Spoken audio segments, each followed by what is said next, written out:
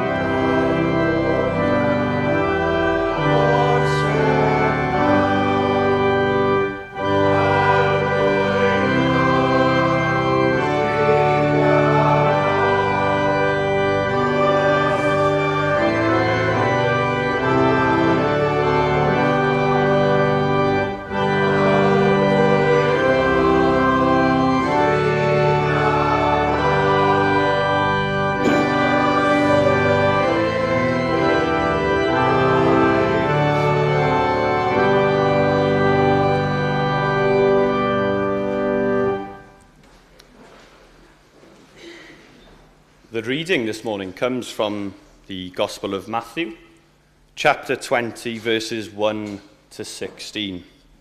Y gweithwyr yn y wynllan. Y mae teyrnas nefoedd yn debyg I berchen tŷ, a aeth allan gyda'r bore bach I gyflogi gweithwyr i'w wynllan. Cytunodd â'r gweithwyr am dal o 1 darn arian y dydd, ac anfonodd hwy i'w wynllan. Aeth allan eilwaith tua 9 gloch y bore, a gwelodd eraill yn sefyll yn segur yn y farchnad.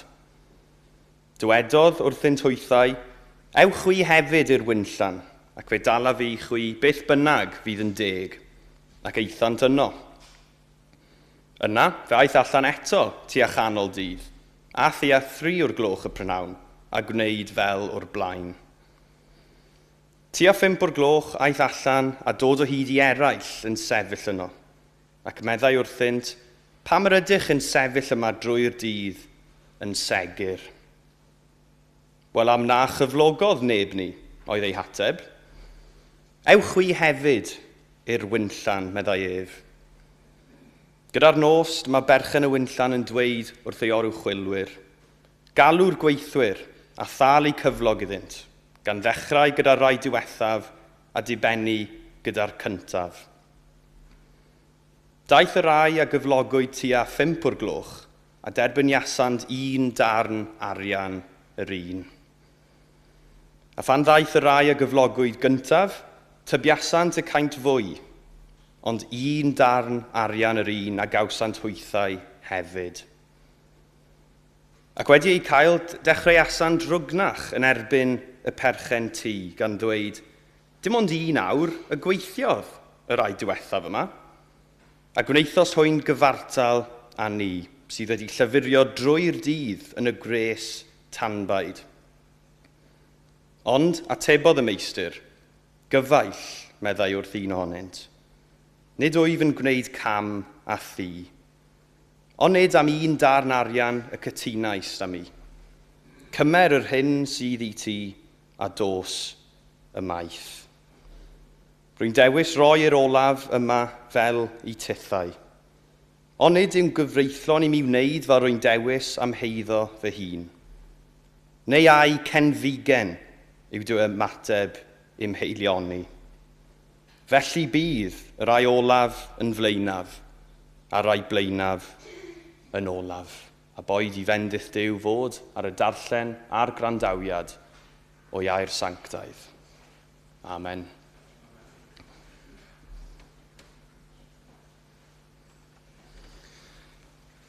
And we'll continue by singing hymn number 167, emyn 167. Ar fôr tymheslog teithio rwyf I fyd sydd well I fyw, gan wenu ar ei stormydd oll fy nhad sydd wrth y lliw. I mewn i'r porthladd tawel clud, o sŵn y storm a'i chlyw. Y cafynediad llon rhyw ddydd, fy nhad sydd wrth y lliw. Hymn number 167.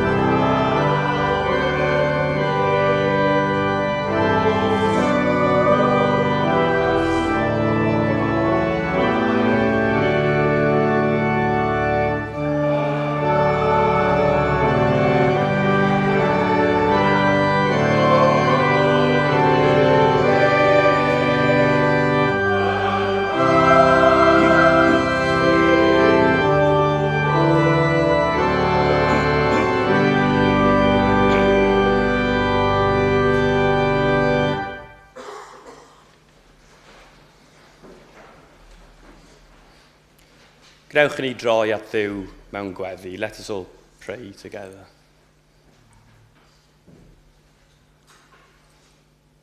Lord, we come together today from all different places and situations. O Dduw, helpa ni gofio ein bod ni'n perthyn i'n gilydd fel cymuned. Diolch am y bobl sy'n ein cefnogi ni pan fyddwn yn cael diwrnodau anodd. Thank you, Lord, for the ordinary parts of life that we often overlook. Help us to be honest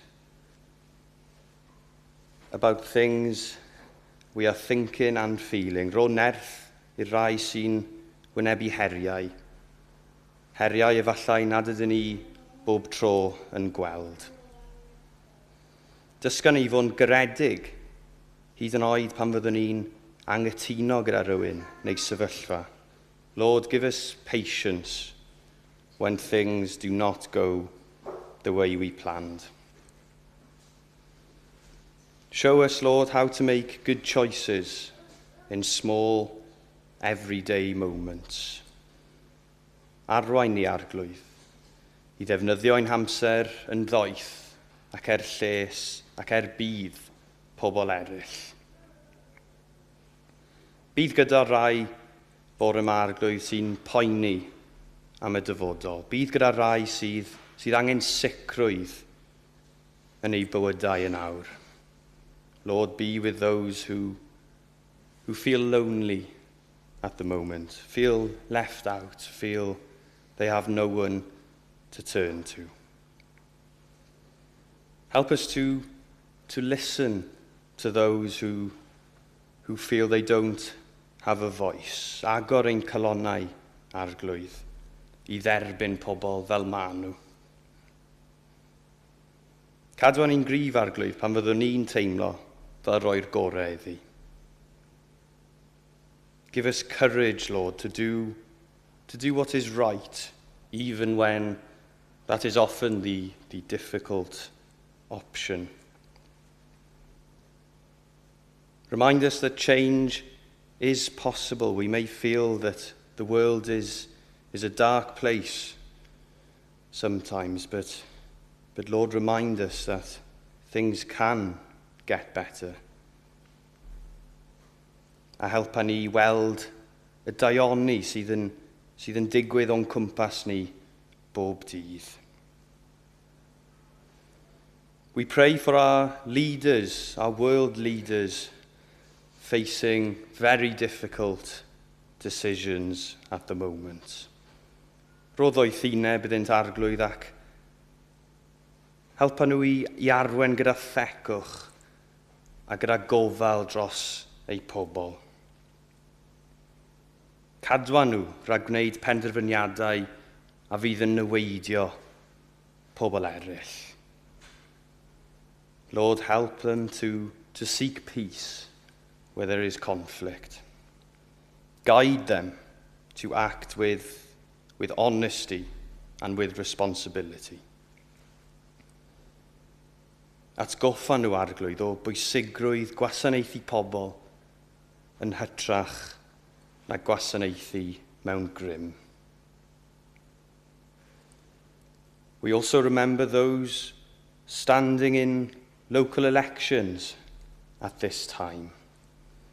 Give them integrity in their words, Lord, and in their actions. Boed iddynt weithredu gyda gonestrwydd ac ymrwymiad di-dor i'w cymunedau. A helpa ni fel pleidleiswyr i wneud penderfyniadau call a gwybodus. Cadwa'r trafodaethau'n deg ac yn barchus ym mhob man. And help our communities to come together respectfully, even when our opinions differ. As we go from this place this morning, help us to live out what we believe. Boed i'n bywydau ni dangos gofal a pharch ym mhob sefyllfa, fel ynys di ein dysgu ni i wneud. Aros gyda ni arglwydd, a'n harwain gam wrth gam ymlaen i'r dyfodol. Amen.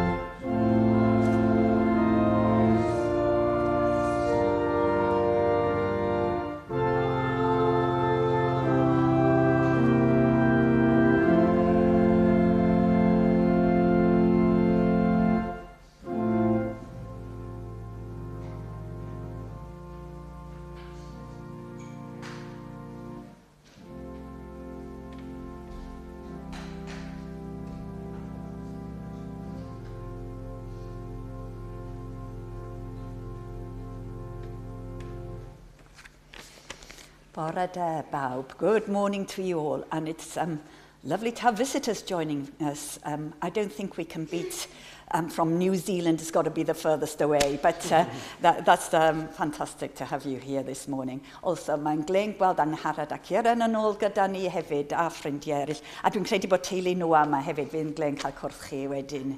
O, neis iawn cwrdd chi, a gawn ni glywed chi cael sgwrs nes ymlaen. Hefyd i'r rhai sy'n gwrando o gartre, croeso cynnes i chi. Ond rhai fi ddeud, mae'n bleser ar y mwyaf cael croesawu Noah yma i'r pulpit y bore yma. Noah Evans.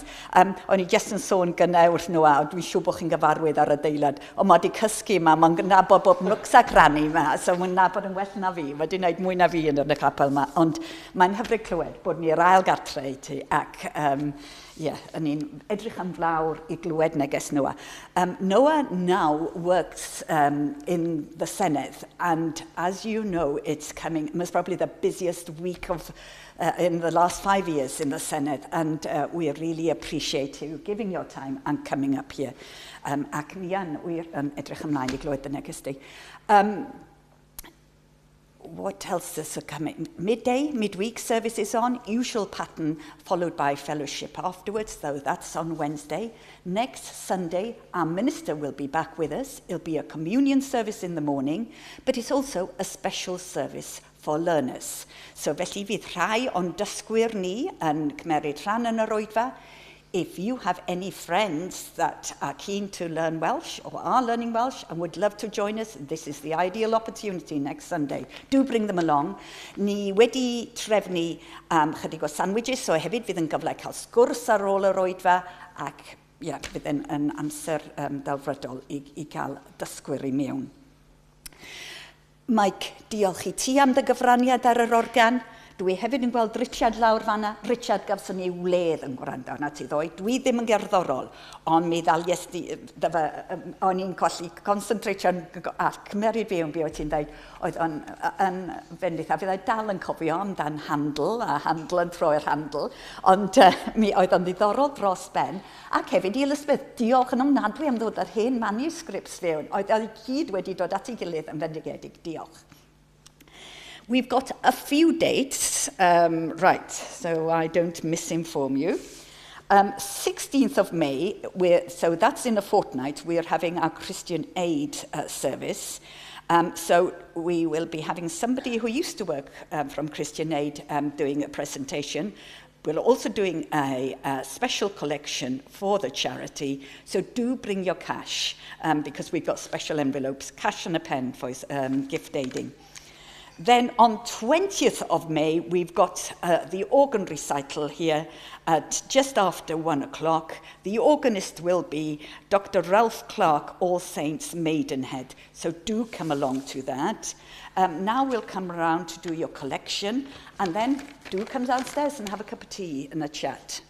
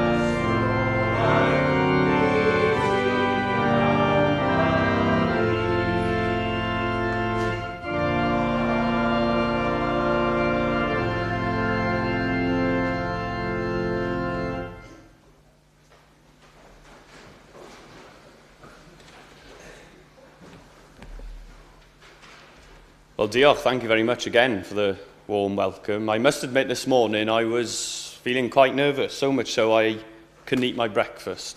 But you've calmed me down now. Let us turn to our next hymn, hymn number 691. Fy nhad o'r nef, o grando'n rhi, un oth ei ddilaf blant o'i fi, o clyw fy llef a thrigar ha, a dod I mi dy bethau da. Hymn number 691.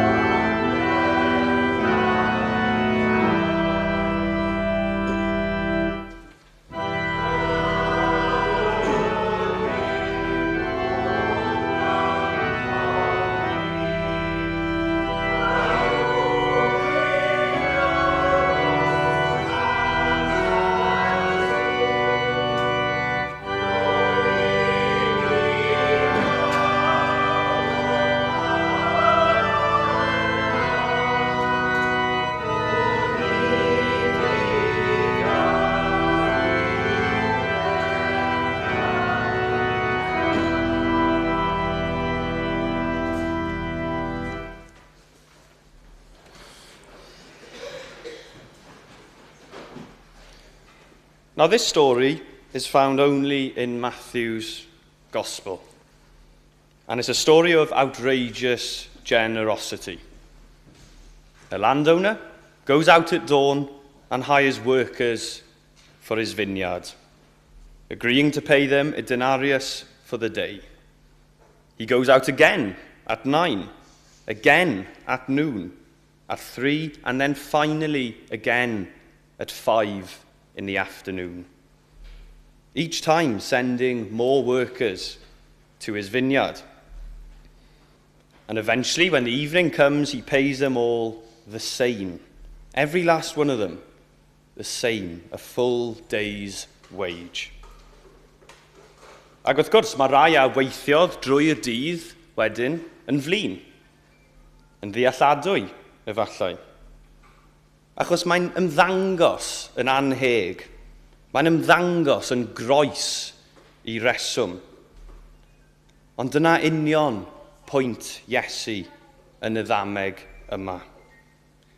Dwi e ddim yn wers mewn economeg, dwi e ddim yn wers mewn hawliau gweithwyr, ond mae'n ddarlun o sut mae Duw wir yn gweithio.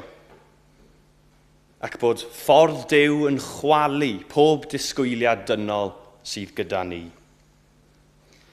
And the whole story begins with a question from Peter. This is the question. We have everything. We have left everything to follow you. What then will we have?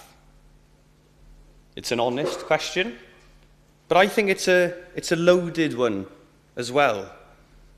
There's an assumption underneath that following Jesus is a kind of investment, and that those who have given more time to him deserve more in return.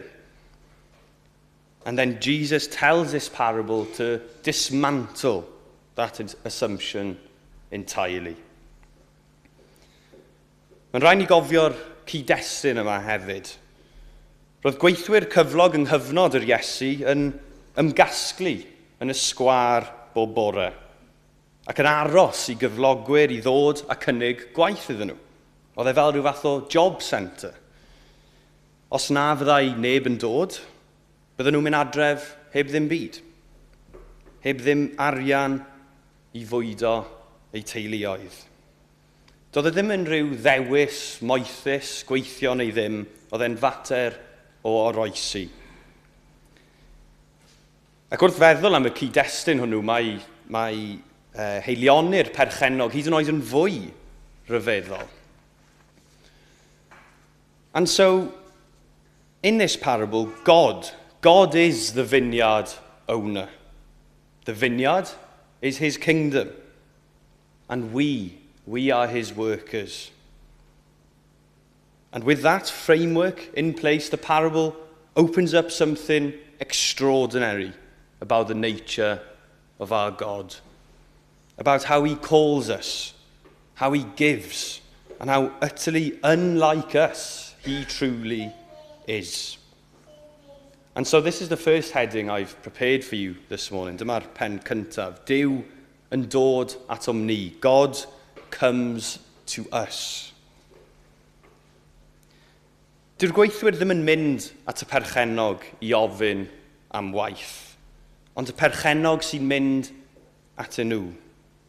Mae'r perchennog yn mynd allan ei hun am 6 o'r gloch, am 9 o'r gloch, am hanner dydd, am 3 o'r gloch ac am 5 o'r gloch. O hyd yn chwilio am bobl i alw i mewn i'w wynllan. Mae'r holl fenter yn dod oddi wrth y perchennog. And maybe this isn't how we instinctively think about faith. We tend to imagine sometimes that coming to God is our achievement, that we have searched for him, that we have found him, and that we have decided to be here today. But I think this parable corrects all that. It's the owner that goes out. He is the one seeking us. He is the one that takes all the initiative. Ac mae Iesu ei hun yn cadarnhau hwn yn uniongyrchol. Daeth mab y dyn i geisio ac i achub yr hyn oedd ar goll. Nath Duw ddim aros nes bod ni yn dod o hyd iddo fe. Mae e'n dod i'n canfod ni. Mae'r Efengil yn dechrau nid gyda ein hymchwiliad ni o Dduw, ond gyda ymchwiliad Duw ohono ni. And so where does the vineyard owner find these workers? Not in the vineyard, but in the marketplace. In the middle of their ordinary life. Just people going about their day. And this should encourage us all greatly. God does not wait for us to find a church. He doesn't wait for us to clean ourselves up or have the right words to approach him. He meets us where we are, in our workplaces, during our grief, in our confusion, in the most unremarkable corners of our life. That's where God meets us. Y bobl a gyflogwyd am 5 o'r gloch, sef yr rai olaf, maen nhw'n dweud rhywbeth syml iawn. Mae'r perchennog yn gofyn pam ei bod nhw dal yna, yn aros, a dyma maen nhw'n dweud. Am na chyflogodd neb ni. Am na chyflogodd neb ni. Ond nhw wedi bod yna trwy'r dydd, ond doedden nhw ddim wedi rhoi'r goreddi. Ond oedd neb wedi dod, tan nawr. A dyma'r perchennog yn dod yn gweld nhw ac yn ei galw i'r wynllan. Dyma ras Duw, bobl. Dyma ras Duw. Gweld pa mae pawb arall wedi methu a'n gweld ni. Dyna ras Duw. And it's also worth noting what the owner of the vineyard does not do. There's no interview process. He doesn't check whether they have the right skills or whether they are the kind of workers that he had in mind. He simply sees them and calls them. The only qualification that is required is willingness. And that is as true for us today as it was for them in the parable. Felly mae'r pwynt cyntaf am y ddameg hon ddim am y gweithwyr o gwbl. Y perchennog. Am Dduw sy'n gwrthod aros yn segur yn ei wynllan. Am Dduw sy'n mynd allan tro ar ôl tro. Am bob awr, i bob cornel o'r farchnad.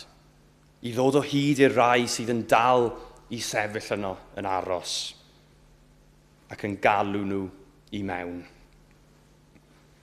And the second heading I've prepared for you is that the call is the same, but the timing is different. Mae'r alwad yr un peth, ond yr amseru yn wahanol. A mae'n eitha trawiadol bod yr alwad yma gan yr perchennog y wynllan ddim yn newid o gwbl. Dim ond yr amseru o pryd mae'n mynd allan sydd yn newid. Bob tro mae'r perchennog yn mynd mas, mae'r gwahoddiad union yr un peth. Dewch i weithio yn fy ngwynllan i. Dyw e ddim yn cynnig mwy i'r rai cynnar nac yn gostwng disgwyliadau y rai hwyr. Mae'r alwad yr un peth am 6 o'r gloch y bore ag yw i am 5 y prynhawn. And this tells us something vital about the nature of God's call to us as well. He doesn't give up. He goes out at dawn, he goes out again at dusk. The vineyard doesn't close. The work has not yet finished. There's always a place for one more. There's always a moment when the invitation can be received, no matter how late in the day we think it is. Bydd na rai yn dod at Dduw yn blant ifanc, cael magwraeth ysgol Sul, ac yn dilyn Iesu ar hyd ei hoes gyfan. Bydd eraill yn clywed yr alwad gan Dduw, ond yn ei anwybyddu neu'n oedi. bod bywyd yn dod rhwngthon nhw a Duw, gwaith, poen, siom, amheuaeth. Ond dyw Duw ddim yn tynnu ei wahoddiad yn ôl. Mae'n dal i fynd allan, mae'n dal i alw am weithwyr. And there's a line from the prophet Habakkuk that speaks directly to this, I think. For the revelation awaits an appointed time. It speaks of the end and will not prove false. Though it lingers, wait for it. It will certainly come and will not delay. God's timing is not our timing, but his faithfulness can never be in doubt. He will come. He comes to each of us at the hour that he has appointed for us. Na chi sicrhad anhygoel i ni. Dyw Duw ddim yn disgwyl i chi fod mewn man arbennig, mewn cyfnod arbennig o'n bywyd, neu pan ni'n teimlo yn barod. Mae'n galw ar y rai sydd newydd ddod i ffydd, a hefyd ar y rai sydd wedi llafurio'n ffyddlon am flynyddoedd lawer. Mae'n galw ar yr ifanc, mae'n galw ar yr hen. Mae'n galw ar y rai sy'n meddwl eu bod nhw'n rhy hwyr, ond dwi byth yn rhy hwyr i'n Duw ni. The workers hired at 5 in the afternoon had been standing in that market all day, but they had not given up. And when the owner finally came for them at the 11th hour, they went. There was no hesitation, there was no negotiation around pay. They simply went to the vineyard. Sometimes the most faithful response to God's call is just that, to go. Sometimes without fully understanding what it is we are going to, trusting the one who has called us. And then the third and final heading that I've prepared for you this morning. God's grace. Gras Duw. A dyma yw wir galon y ddameg yma, dwi'n credu. Pan mae'n dod i amser talu ar ddiwedd y dydd, mae'r perchennog yn rhoi 1 darn arian i bob un o'r gweithwyr. 1 darn i'r rai a ddaeth am 5, ac 1 darn i'r rai a ddaeth am 6 y bore. Mae'n rhoi yr un faint i bawb. Ac wrth gwrs, mae rai nath weithio trwy'r dydd yn cwyno. Mae'n anheg, maen nhw'n dweud. Ac mae dadl nhw yn swnio yn eitha resymol, really. But look at the owner's response. He doesn't argue back. He doesn't apologize. He simply says this: did you not agree to work for a denarius? Take what is yours and go. I choose to give to the last worker as I give to you. Am I not allowed to do that? Are you envious because I am generous? Are you envious because I am generous? Now that final question, I think, is the sharpest line in the whole parable. Are you envious because I am generous?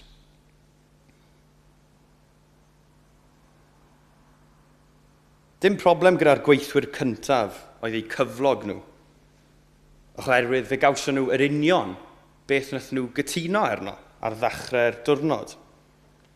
Ond y broblem oedd gyda nhw oedd bod nhw wedi gweld heilionnu'r perchennog tuag at eraill, ac yn ei fesur yn erbyn yr hyn roedden nhw'n credu bod nhw'n heiddi. Mewn geiriau arall, o'n nhw'n gweithio mwyn hawlio rhywbeth, nid i wasanaethu rhywun. And it's a trap that we can fall into very easily as well. We can begin to treat faith as a transaction. I will pray, I will attend, I will give. And in return, God will bless me. He'll protect me. He'll reward me more than those who don't even bother. But this isn't grace, people. That's a contract. And the owner of the vineyard is not interested in contracts.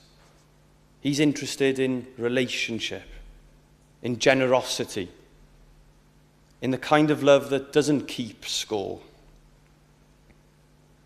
Dyma mae Salm 73 yn ei ddweud. Roedd fy nhraed bron a baglu, am fy mod yn cenfigeni wrth y trahais, ac yn eiddigeddus o lwyddiant y drygionus. Mae'r salmydd yma yn teimlo fel bod petai bywyd yn anheg. Fod y rai heb ddiw yn ffynnu, a'r rai gyda Duw yn dioddef. Ac am hwn yn deimlad gwbl naturiol i ni gyd, dwi'n siŵr. But the parable does not let us stay in that place. Instead, it points us to a different way of seeing. The workers who were angry had received exactly what they were promised. Their disappointment was not about what they lacked, but rather it was about what others had. Envy, dressed up as a sense of justice. And here, Jesus is calling us away from that attitude and towards a God whose generosity is not a threat to us, but the very ground that we stand on. Yn Matthew 5, mae'n dweud wrthyn ni fod Duw yn peri i'w hael godi ar y drwg a'r da, ac yn rhoi glaw i'r cyfiawn a'r anghyfiawn. Mae Duw yn hael tuag at bawb. Ac weithiau, wrth gwrs, mae hynny'n ymddangos yn anheg i ni. Ond dyna union y pwynt. Dyw teyrnas Duw ddim yn gweithio ar fodel o heiddiant. Mae'n gweithio ar fodel o ras. And that is the staggering news of this parable. The denarius, the full day's wage, is not a symbol of a modest reward. In the economy of the kingdom, it represents everything. Eternal life, the presence of God, the inheritance of his people. And this is all distributed equally. It's not weighted to those who have worked longest, or the hardest, or have woken up the earliest. But it's distributed to all who has answered his call. Whether at dawn or at dusk, the reward to us is the same. Because this reward is not earned, but given from God. Dyma mae ail lythyr Paul at y Corinthiaid yn datgan. Y mae Duw yn gallu rhoi pob gras i chwi yn helaeth, mwyn i chwi allu rhoi yn helaeth i bob gwaith da. Nid ni sy'n ennill ein ffordd i mewn i'r deyrnas. Does dim modd i ni hawlio y cyflog hwn. Oherwydd dim cyflog yw e o gwbl. Bendith yw e. A fe ddaw'r bendith yma o'i law agored ef. Nid o'n dwylo llawn heiddiant ni. And this should change everything about how we serve today. The workers who grumbled were not wrong to work hard, of course, but they were wrong in why they worked hard. They worked to earn. They worked to claim, to be recognized for their hard work. But God's kingdom calls us to something different. To serve because we have already been given everything. Gratitude, not transaction. Love, not leverage. A sylwch hefyd, beth mae'r perchenog yn galw y gweithwyr sy'n cwyno. Cyfaill. Cyfaill. Hyd yn oed yn y gwrthdaro, mae gras. Hyd yn oed yn y cerydd, mae yna berthynas. Dyw e ddim yn ei diastyru nhw. Dyw e ddim yn ei bwrw allan. Maen nhw'n galw nhw'n ffrind. Dyna gymeriad y Duw y mae'r ddameg hon yn ei ddatgelu. Amyneddgar, hael, ac yn hollol wahanol i'n disgwyliadau naturiol ni. Felly 3 peth sy'n aros gyda mi o'r ddameg ryfeddol hon. Yn gyntaf, Duw sy'n dod ato ni, nid ni sy'n dod ato fe. Fe sy'n mynd allan bob amser ar bob awr i'n canfod ni yn union ble rydyn ni. The second, the call is the same, but the timing is personal to each and every one of us. God does not force anyone into his vineyard. He invites, he returns, he waits.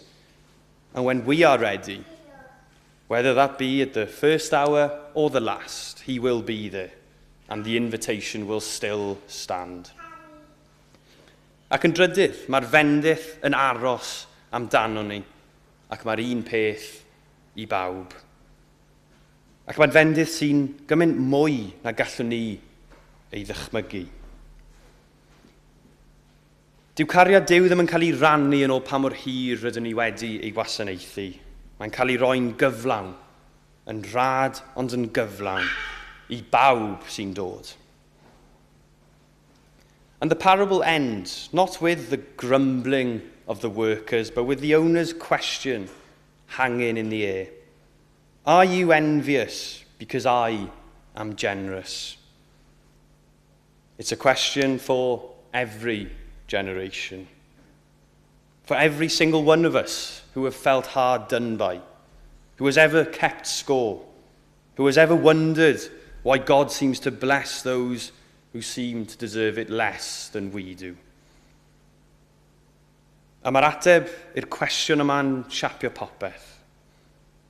Os gallwn ni ymateb gyda llawenydd i heilioni Duw, yn hytrach na cenfigen, yna rydyn ni wedi dod i ddeall rhywbeth dofn iawn am ei deyrnas ef. Dyw'r bywyd Cristnogol ddim yn fuddsoddiad sy'n mynnu am return. Mae'n ymateb i ras a gafodd ei estyn i ni cyn i ni erioed ennill dim. One day, says J.J. Williams, we will arrive home, beyond the veil. And there we will understand fully and finally what the vineyard owner always knew, that his generosity was never the problem. Instead, it was always the answer. Pan gyrhaeddwn adref draw tu hwnt i'r llen, molwn enw'r arglwydd yn y nefoedd wen. Mwyn ei enw. Amen.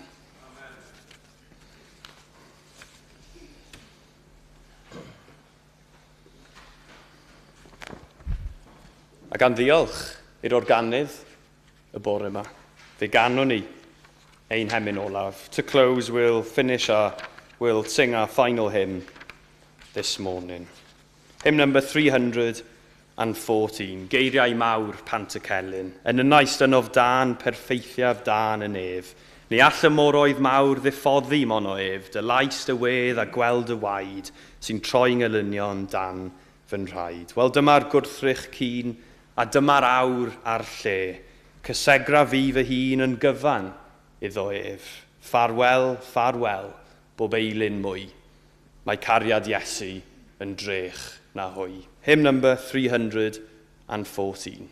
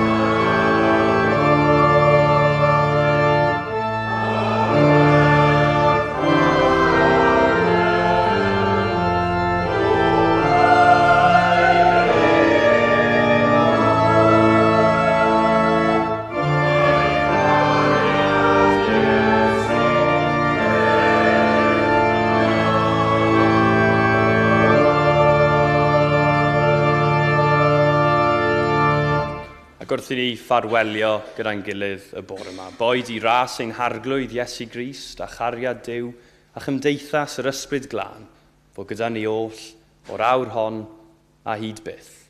Amen.